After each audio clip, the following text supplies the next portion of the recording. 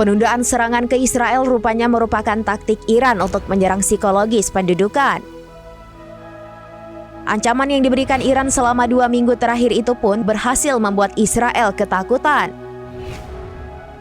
Akibat serangan psikologis tersebut, ekonomi Israel merosot setelah nyaris seluruh wilayah di negara itu bak kota mati. Bahkan jika penundaan serangan Iran akan berlanjut hingga bulan September, kerugian yang dialami Israel akan semakin membengkak. Dilansir dari Tribunnews.com, ancaman Iran membuat pemukiman ketakutan untuk beraktivitas di luar rumah.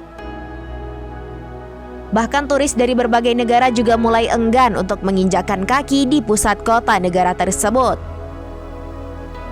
Mereka khawatir akan terkena dampak jika sewaktu-waktu Iran menyerang negara tersebut. Oleh karena itu, bandara dan seluruh tempat wisata di Israel kini tampak lenggang.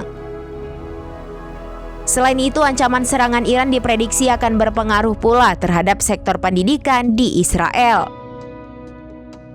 Diketahui taktik senyap Iran ini telah dibenarkan oleh pemimpin Iran Ayatollah Ali Khamenei.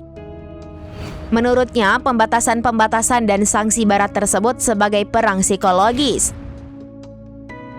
Terlebih, di tengah ancaman serangan tersebut, Iran terus menolak upaya damai yang dilakukan Israel dan sekutunya.